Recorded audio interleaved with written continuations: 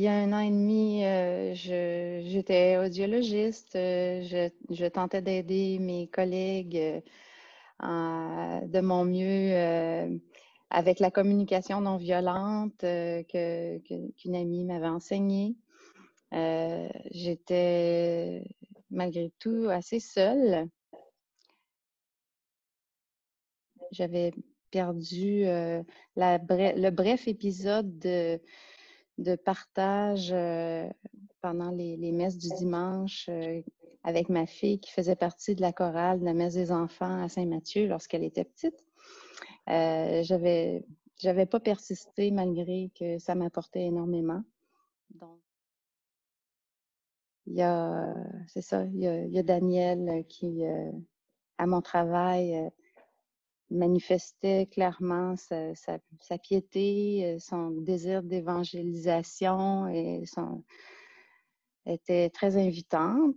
En fait, d'abord, elle savait que je voulais chanter. Alors, elle a saisi l'occasion de mentionner à moi et à d'autres collègues qu'elle cherchait des chanteurs pour une messe de Noël. Et c'est comme ça là, que je me suis vraiment beaucoup plus rapprochée de la communauté et ensuite par la chorale.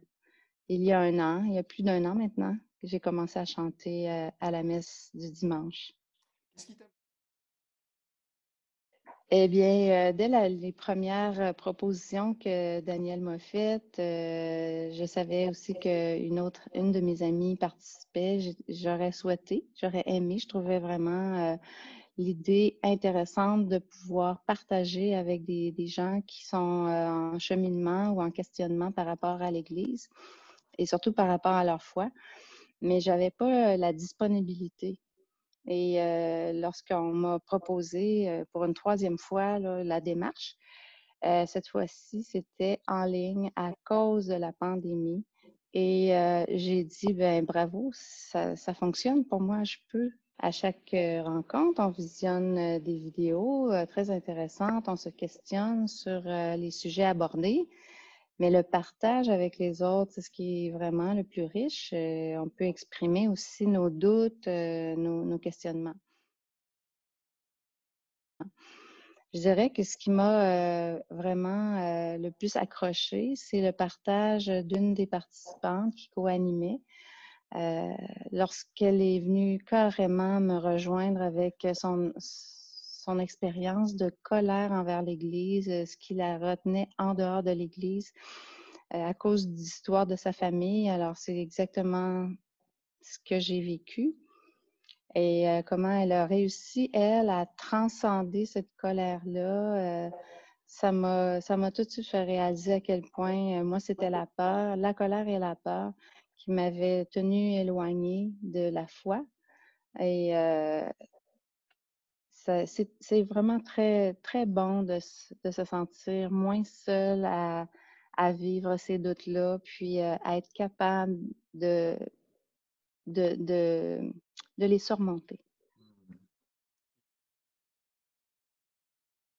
La grosse différence, c'est que même si avant, j'essayais d'être empathique, c'est ça, j'essayais d'être une bonne personne. Je crois que je le réussissais envers mes patients et c'est toujours le cas. Au front, les gens vivent de la détresse hein, lorsqu'ils viennent se faire tester pour la COVID. Ils ont la crainte du test lui-même, qui n'est pas agréable. Ils ont la crainte aussi de la maladie ou de contaminer un proche.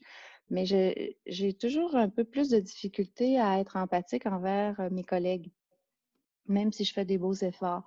Et avec les tensions qui augmentent, là, surtout avec la 2e vague, euh, la, la communication est pas toujours agréable.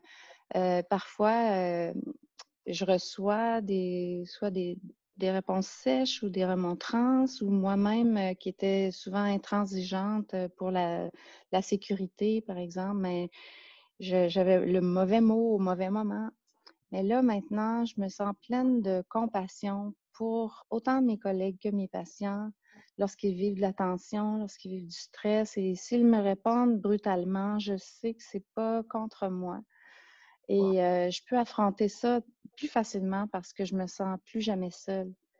J'ai une force en dedans de moi et je suis accompagnée là-dedans. En tout cas, merci pour ce témoignage qui va donner le goût, j'en suis sûr, à beaucoup de se joindre à nous. Merci Mireille. Ben, je le souhaite, je vous le souhaite à tous. Ça vaut vraiment la peine.